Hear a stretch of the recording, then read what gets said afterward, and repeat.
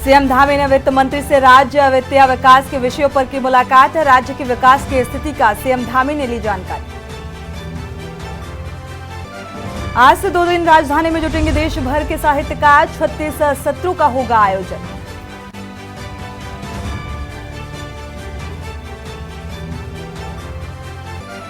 Bill लाओ इनाम पाओ योजना अक्टूबर नवंबर का निकाला गया लकी ड्रॉ। 3000 विजेताओं को मिलेगा आकर्षक इनाम। नए साल में 27 लाख उपभोक्ताओं को लगेगा महंगी बिजली का झटका। कई फीसदी हो सकती है बढ़ोतरी।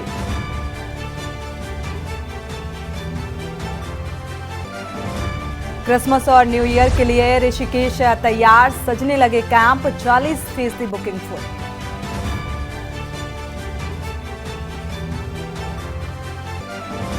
और पहाड़ से लेकर मैदान तक सता रही कड़ाके की ठंड। पाला और शीतलहर बढ़ा रही लोगों की परेशानी। मौसम विभाग ने जारी किया अलर्ट। आप देख रहे हैं के न्यूज, खबरों का सारथी।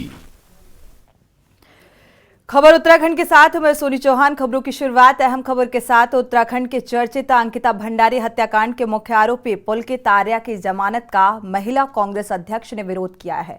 महिला कांग्रेस की प्रदेश अध्यक्ष ज्योति रौतेला का कहना है कि उन्हें पूरी उम्मीद है कि कोर्ट आरोपी पुलकित आर्या को जमानत नहीं देगी। यदि पुलकित आर्या को जमानत मिली तो कांग्रेसी इस फैसले का प्रदेश भर में विरोध करेंगे। जरूरत पड़ने पर सुप्रीम कोर्ट का दरवाजा भी खटखटाया जाएगा।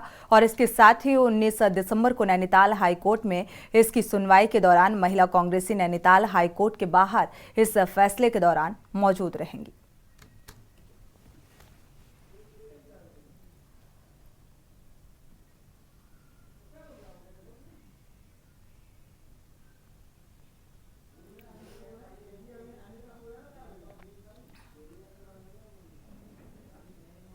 देखिए, मुझे न्यायालय पे पूरा विश्वास है कि पुलकित आर्य जैसे क्रिमिनल को वो जमानत नहीं देंगे। और अगर इसमें जमानत की तरफ कुछ भी हुआ तो इसके खिलाफ हम लोग सुप्रीम कोर्ट तक जाएंगे। मुझे नहीं लगता कि जो पुलकित आर्य को जमानत मिलेगी। न्यायालय बिना सच्चाई जाने हुए इस पर कार्रवाई नहीं करेगा। लेकिन अगर ऐसा कुछ हुआ तो हम इस पर सरकार को पूरे प्रदेश में घेरेंगे अगर पुलकित आर्य को जमानत मिली तो। वैसे हम लोग अभी देख रहे हैं कि इस केस में क्या है। नहीं तो 19 तारीख को महिला कांग्रेस हाईकोर्ट जो नैनीताल है उसके बाहर ही मिलेगी आप लोगों को। आगामी लोकसभा चुनाव और खबर देहरादून से है। 9 नवंबर को राज्य स्थापना दिवस पर रिलायंस ज्वेलरी शोरूम में हुई डकैती की घटना का 10वां और 2 लाख के इनामी आरोपी प्रिंस कुमार को पुलिस द्वारा गिरफ्तार कर ट्रांजिट रिमांड पर लिया गया। पुलिस द्वारा पूछताछ के दौरान आरोपी प्रिंस ने पूरे प्रकरण के बारे में बताया है कि बिहार जेल में बंद आरोपी शशांक पर और सुबोध के कहने पर उसने अपने अन्य साथियों अभिषेक, विक्रम, राहुल और अविनाश के साथ मिलकर डकैती की इस घटना को अंजाम दिया था। और इसके लिए सभी बिहार से सहारनपुर पहुंचे थे। पूछताछ में पुलिस को पता चला कि इस तरह की एक और घटना को जून माह में महाराष्ट्र के सांगली में रिलायंस के ही शोरूम में उसने अन्य साथियों के साथ अंजाम दिया था। साथ ही वर्ष 2019 में भी हाजीपुर कोर्ट में मनीष सिंह को गोली मारकर हत्या करने का प्रयास इसके द्वारा ही किया गया था, जिसमें एक कांस्टेबल गोली लगने से घायल हो गया था। एसएसपी देहरादून ने बताया कि अब गैंग लीडर की गिरफ्तारी के प्रयास किए जा रहे हैं।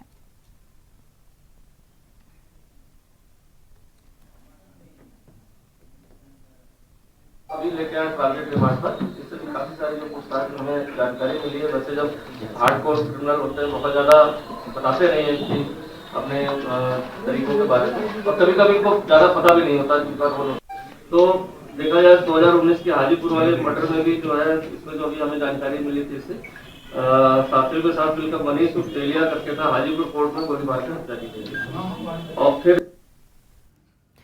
रुक करते हैं अगली खबर का। अगली खबर बागेश्वर से है, जहां आगामी लोकसभा चुनाव को लेकर उत्तराखंड कांग्रेस ने अभी से तैयारियां शुरू कर दी है और 5 सीटों में संगठन को मजबूत करने और कार्यकर्ताओं को एकजुट करने के लिए प्रदेश अध्यक्ष करण माहारा उत्तराखंड भ्रमण कार्यक्रम पर निकले हैं। प्रदेश अध्यक्ष गढ़वाल क्षेत्र के जिलों का भ्रमण कर कुमाऊं के जिलों का भ्रमण करते हुए बागेश्वर पहुंचे। बागेश्वर के स्थानीय होटल में जिले के कार्यकर्ताओं को एकजुट होने के लिए अपील की और मीडिया से बातचीत करते हुए करण माहारा का कहना कहना है कि 2019 में आम आदमी पार्टी ने उत्तराखंड में चुनाव लड़कर कांग्रेस को डेंट दिया था और इस बार 5 लोकसभा सीटों में बीजेपी और कांग्रेस की सीधी टक्कर है। उत्तराखंड की लोकसभा सीटों से चुनाव लड़ने के लिए पूर्व और नए प्रत्याशियों के सर्वे किए जा रहे हैं। 2024 के लोकसभा चुनाव में उत्तराखंड से अच्छे और जिताऊ उम्मीदवारों को ही कांग्रेस पार्टी टिकट थमाएगी।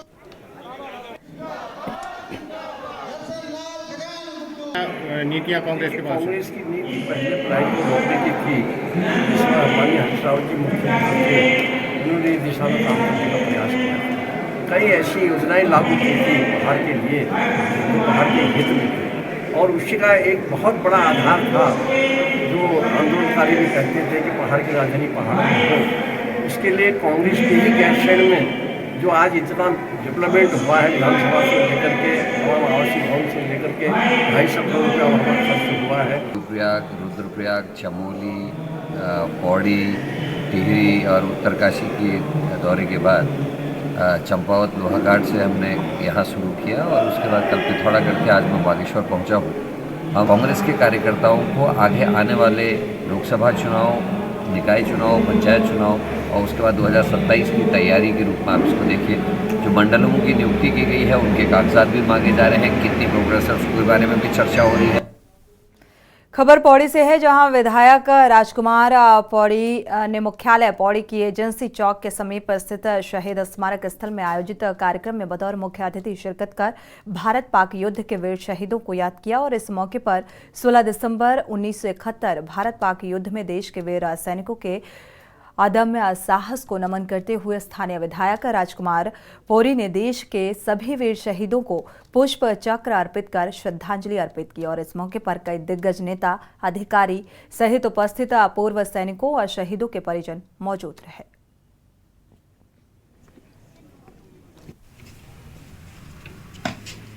जब हम लोगों ने, हमारी भारतीय सेना ने कारगिल युद्ध पे विजय प्राप्त की थी 16 दिसंबर को, इस अवसर पर इस दिन को हम जो है विजय दिवस के रूप में मनाते हैं और यहाँ पर ये कार्यक्रम अभी उन शहीदों को श्रद्धांजलि दी जा रही है जिन्होंने अपने प्राणों की आहुतियाँ दी हैं और हमारे देश की रक्षा की।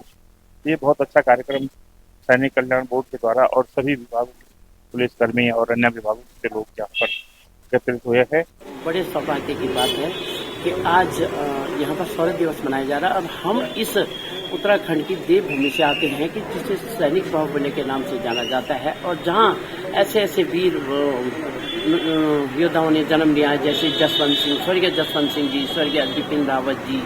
मैं उन वीर शहीदों को नमन करती हूँ और धन्यवाद देती हूँ मोदी सरकार को। हिमालय पर्वतीय क्षेत्र के जो लोग हैं, जो उत्तराखंड के लोग हैं, वो अपने देश के लिए, गौरव के लिए, उसके धरती माँ के सम्मान के लिए मरने मिटने के लिए तैयार रहते हैं। जैसे अभी हम ये सुन भी रहे थे कि सबसे ज़्यादा उत्तराखंड के जो है पौड़ी जनपद से हमारे वीर सैनिकों ने जो है अपनी शहादत दी है और हम गवर्नमेंट से ये चाहते हैं कि सैनिकों के जो सम्मान के लिए, जैसे 1971 की लड़ाई के जो शहीद हैं, उनकी एक बहुत बड़ी लड़ाई है कि वो चाहते हैं कि हमारे गाँव में जो राजकीय संस्थाएँ हैं, इंटर कॉलेज है, राजकीय महाविद्यालय है, हॉस्पिटल है, वो उनके जो शहीद पति हैं उनके नाम से उनका नामकरण किया जाए। बहुत अच्छे ढंग से हमारा स्वागत हो, हमने गर्व हों कि आज का मुना का दुनिया से कोई एक बहन हो तो कहते मतलब तो दवा बीमारी कई चीज़ है ना, और हमने इन गर्व हों कि मन तो सब उनसे और हमारे आदमी अमर छन।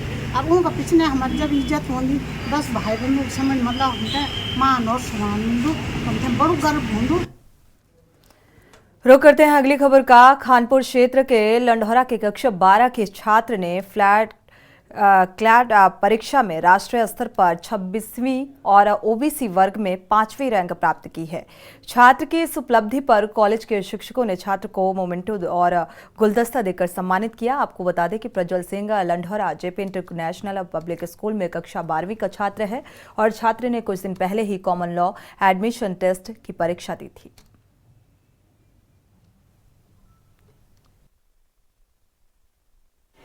स्कूल के छात्र प्रज्वल सिंह ने कॉमन लॉ एडमिशन टेस्ट जो लॉ के लिए होता है उसमें इसकी ऑल इंडिया रैंक 26 आई है और ओबीसी रैंक 5th आई है। इसके लिए हम इसको बधाई देते हैं और इसको हम लोग शुभकामनाएं देते हैं कि और इसके साथ साथ एक और सूचना देता हूँ, इसको NLU बेंगलोर इसको अलॉट हो गया है। हम लोग इसके आगे शुभकामनाएं देते हैं इसको अगले जीवन के लिए और पढ़ाई के लिए। इसमें पढ़ाई में जो हम लोग स्कूल की तरफ से और माँ बाप ने जो इसको सहयोग दिया, मैं सबको बधाई दूंगा। सब बधाई के पात्र हैं, स्कूल के टीचर्स, मैनेजमेंट और साथ साथ स्कूल के प्रिंसिपल। धन्यवाद। प्रिपरेशन में बहुत सहयोग रहा, उन्होंने मेरी पढ़ाई में और मुझे बहुत फ्रीडम और कोऑपरेशन के साथ मेरी हेल्प करी। एंड स्कूल में द प्रिंसिपल, द टीचर्स, उन सबको they've been very cooperative with my preparation. And as for coaching, I joined the legalist coaching in like April 2022. I had already decided कि मुझे 11वीं में ही मतलब क्लैट की तैयारी करनी है, और फिर मैंने हर दिन कम से कम 4-5 घंटे की तैयारी रखी। मुझे इतनी मेहनत नहीं करनी पड़ी क्योंकि I didn't decide in the end 6 महीने पहले कि मुझे क्लैट में बहुत मेहनत करनी है, but I had it in my mind from the start, और फिर जो होना था वो हो गया। बढ़ते आगे खबर कालाढूंगी से है, जहां विजय दिवस के अवसर पर 1971 की जंग में शहीद होने वाले जवानों को श्रद्धांजलि अर्पित की गई। रामलीला मैदान में पूर्व सैनिक उत्थान संगठन द्वारा शहादत देने वाले जवानों को श्रद्धांजलि देने के कार्यक्रम आयोजित किए गए और कार्यक्रम का शुभारंभ पूर्व मुख्यमंत्री त्रिवेंद्र सिंह रावत द्वारा दीप प्रज्वलित कर किया गया। जवानों को याद करते हुए पूर्व मुख्यमंत्री त्रिवेंद्र सिंह रावत ने पूर्व सैनिकों द्वारा शहीद जवानों को पुष्प अर्पित किए। वहीं पूर्व मुख्यमंत्री त्रिवेंद्र सिंह रावत द्वारा शहीद जवानों के परिजनों को सम्मानित किया गया। साथ ही स्कूली बच्चों के द्वारा सांस्कृतिक कार्यक्रम भी पेश किए गए।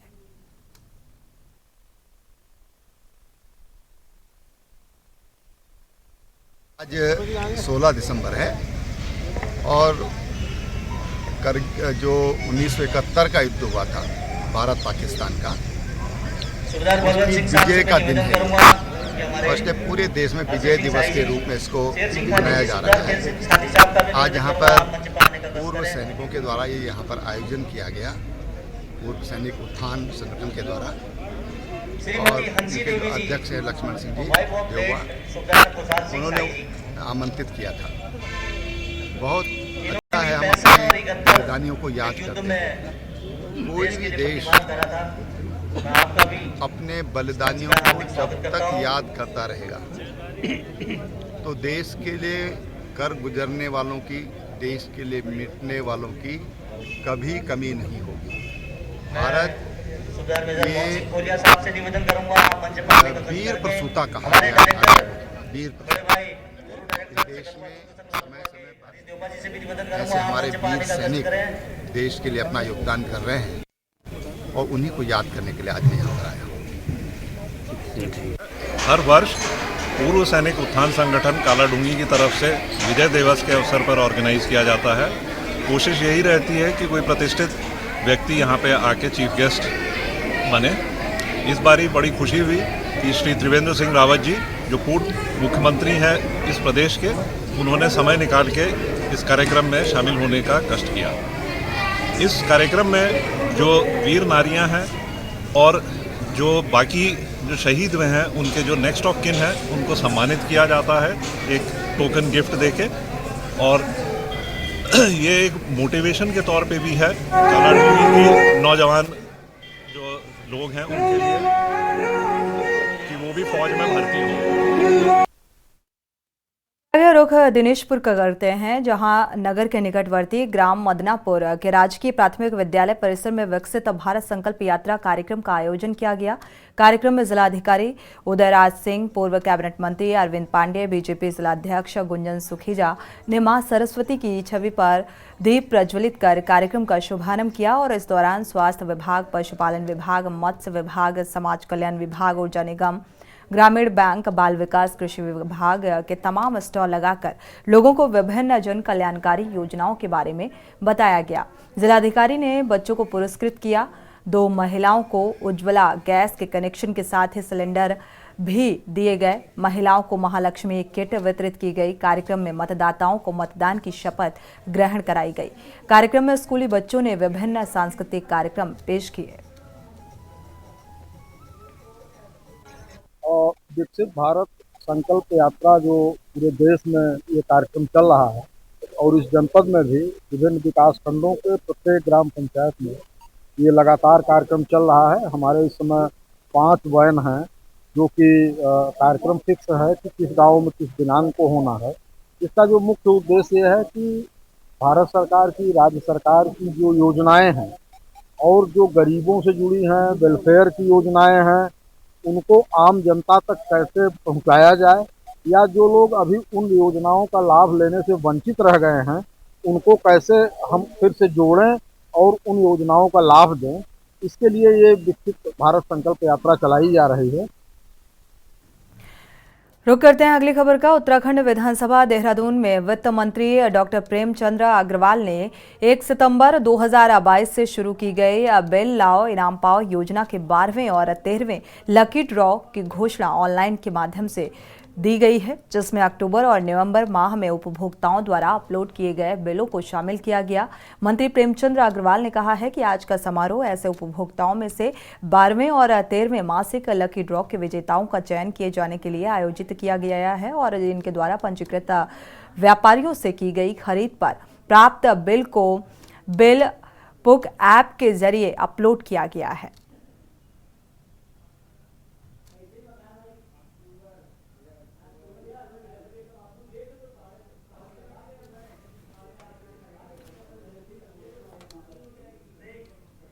खबरों का। उत्तराखंड के चर्चित अंकिता भंडारी हत्याकांड के मुख्य आरोपी पुलकित आर्या की जमानत पर 19 दिसंबर को हाईकोर्ट नैनीताल में सुनवाई होनी है और अंकिता हत्याकांड को लेकर शुरू से ही प्रदेश की बीजेपी पर हमलावर कांग्रेस पार्टी ने अंकिता के हत्यारोपी पुलकित आर्या की जमानत किसी भी कीमत पर नहीं होने देने की प्रदेश सरकार से मांग की है और कांग्रेस नेता गुड्डू सिंह चौहान ने प्रदेश सरकार से मांग करते हुए कहा है कि पुलकित आर्या यदि जमानत पर बाहर आया तो वो केस को प्रभावित कर सकता है, लिहाजा उसकी जमानत नहीं होनी चाहिए।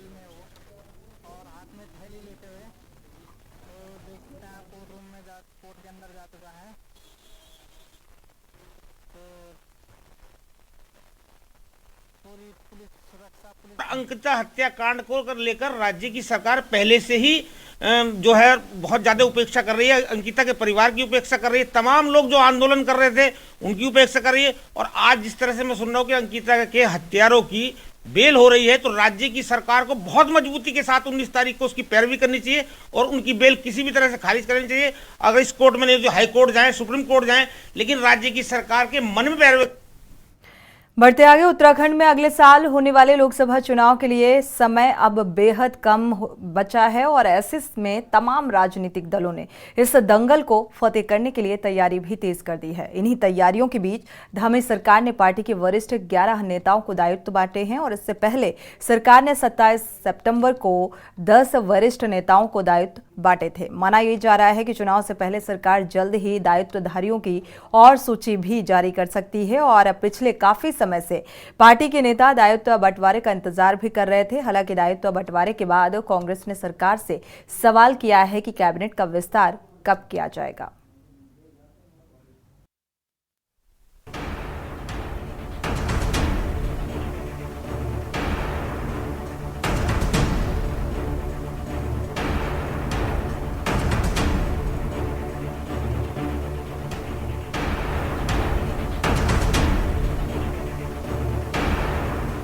लोकसभा चुनाव के लिए अब 5 माह से भी कम का समय रह गया है। तमाम राजनीतिक दलों की तैयारियां तेज हो गई हैं। उत्तराखंड की 5 लोकसभा सीटों पर इस समय भाजपा का कब्जा है। भाजपा को पूरी उम्मीद है कि 2024 में भी जनता भाजपा की जीत की हैट्रिक लगाएगी।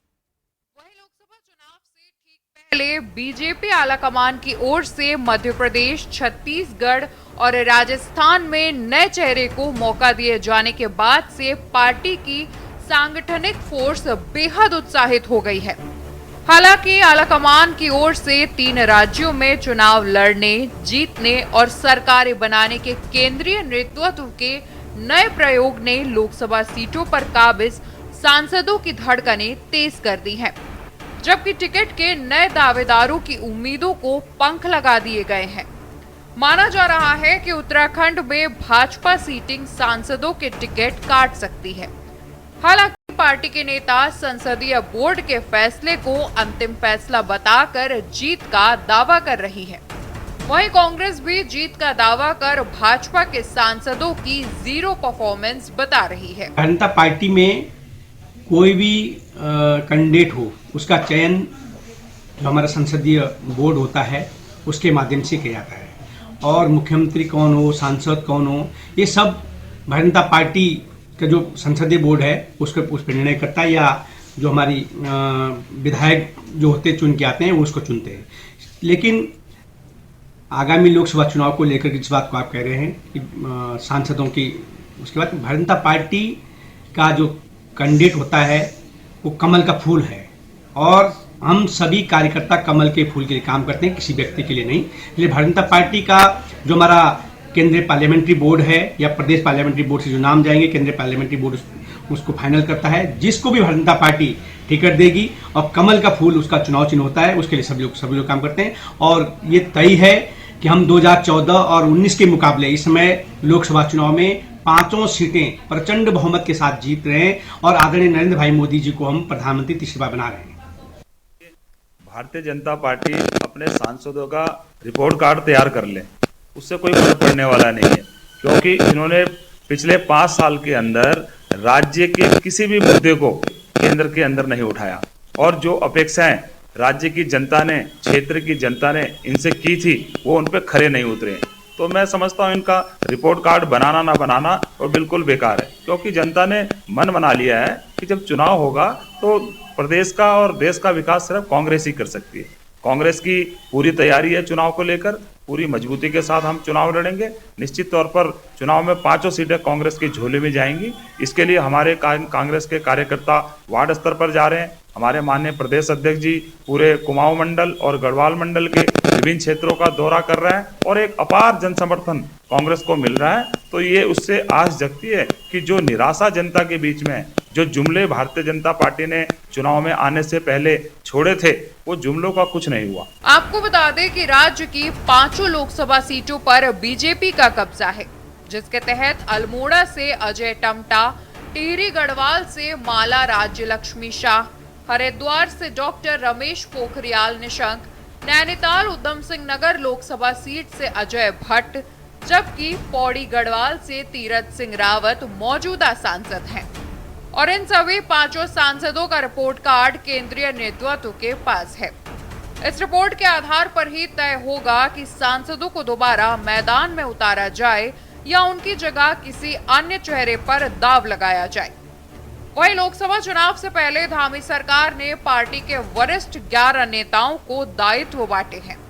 इससे पहले सरकार ने 27 सितंबर को 10 वरिष्ठ नेताओं को दायित्व बांटे थे। माना जा रहा है कि चुनाव से पहले सरकार जल्द ही दायित्वधारियों की और सूची भी जारी कर सकती है। हालांकि दायित्व बंटवारे के बाद कांग्रेस ने सरकार से सवाल किया है कि कैबिनेट का विस्तार कब किया जाएगा। देखिए, 1.5 साल हो गए हैं प्रचंड बहुमत की दूसरी पारी को, उसके बाद भी जो है मंत्रिमंडल के 4 पद ये प्रचंड बहुमत की सरकार नहीं भर पा रही है, जिससे जो है विभागों के कामकाज में, सरकार के कामकाज में दिक्कत आ रही है। दूर दराज से लोग बड़ी आस में राजधानी में आते हैं, सरकार के दरवाजे पे आते हैं कि उनकी जो है समस्याओं का समाधान होगा। लेकिन अगर जो है आप मंत्रिमंडल के पद ही नहीं भर पाएंगे तो उससे विभागों का काम सुचारू रूप से कैसे चलेगा। मुख्यमंत्री एकला चलो की राह पे हैं, उनके पास विभागों का अंबार है और मंत्रियों का सहयोग उनको मिल ही नहीं पा रहा। अगर 4 हैंड और होते तो प्रदेश की जनता उन 4 दरवाजों पे जाती अपनी समस्याओं को लेके, उनकी समस्याओं का समाधान होता और प्रदेश का विकास जो है तीव्र गति से होता। उसके बाद भी आप देख लीजिए सरकार में गुटबाजी इस तरीके से हावी है कि सहमति नहीं बन पा रही, जिस कारण जो है मंत्रिमंडल का विस्तार नहीं हो पा रहा है, क्योंकि पूर्व मुख्यमंत्री और वर्तमान मुख्यमंत्रियों के सुर एक हो ही नहीं रहे। तो कैसे जो है आप समझ रहे हैं कि इस सरकार में जो है जनता की समस्याओं का समाधान होगा या प्रदेश में विकास होगा, इसकी तो उम्मीद ही लोगों ने छोड़ दी। यही विडम्बना है इस प्रदेश का, इस सरकार की भी, कि जहाँ कैबिनेट मिनिस्टर होने चाहिए और मुझे लगता है कि 4 कैबिनेट मिनिस्टर की सीट वैकेंट है और अभी तक आप कैबिनेट मिनिस्टर नहीं बना पाए। काम इतना बोझ है मंत्रियों पर, काम का बोझ इतना है कि वो मंत्री लोग, मुझे लगता है साइंस जो चिड़िया बिठाना कहते हैं वही कर पाते होंगे, वो निरीक्षण तो कर ही नहीं पाते। मुख्यमंत्री के पास इतने विभाग हैं और मंत्रियों के पास बहुत सारे विभाग हैं, तो इसको जल्दी से जल्दी उनको कैबिनेट विस्तार करके और ये 4 जो सीटें खाली हैं उनको भरना चाहिए था। अब आप राज्य मंत्री और कैबिनेट मंत्री का दर्जा धारी बना रहे हैं, ये फिजूल खर्ची है। मैं मानता हूँ कि इस प्रदेश में, जो प्रदेश अभी नया प्रदेश भी है और बहुत गरीब प्रदेश भी है, वहाँ पर इसकी आवश्यकता ही नहीं। आपके पास जब 4 मंत्रियों की जगह है तो आप अतिरिक्त ये जो दायित्वधारी थे इनका क्या काम है? आज तक इनकी क्रिएटिविटी क्या रही है, क्या काम हुए हैं दायित्वधारियों ने, क्या काम किए हैं? मैं समझता हूँ कि आज तक इनके द्वारा कोई काम नहीं किया जाता है। आप कैबिनेट मिनिस्टर बनाइए और जो मंत्रिमंडल पूरा कीजिए और उसके द्वारा काम लीजिए। ये फिजूल खर्ची मैं समझता हूँ कि नहीं होनी चाहिए, ऐसा मैं मानता हूँ। कुल मिलाकर लोकसभा चुनाव के लिए अब 5 माह से भी कम का समय रह गया है। ऐसे में तमाम राजनीतिक दलों की तैयारियां तेज हो गई हैं। हालांकि भाजपा अपने विरोधी दलों से चुनावी तैयारियों के लिहाज से काफी आगे निकल गई है। वहीं भाजपा तमाम सांसदों के रिपोर्ट कार्ड के आधार पर आगे का निर्णय लेगी। साथ ही माना जा रहा है कि लोकसभा चुनाव में भाजपा नए चेहरों पर दांव खेल सकती है। वहीं कांग्रेस भी लोकसभा चुनाव के लिए पूरी तैयारी का दावा कर रही है। कांग्रेस समेत तमाम दल एकजुटता के साथ चुनाव लड़ने और तमाम मुद्दों के सहारे भाजपा को सबक सिखाने की बात कह रहे हैं। देखना होगा 2024 के लोकसभा चुनाव का क्या परिणाम सामने आता है। Uttarakhand desk report. 24 के दंगल को लेकर तैयारियां सभी राजनीतिक पार्टियों की तेज हैं। इसी के साथ खबर उत्तराखंड में फिलहाल बस इतना ही। आगे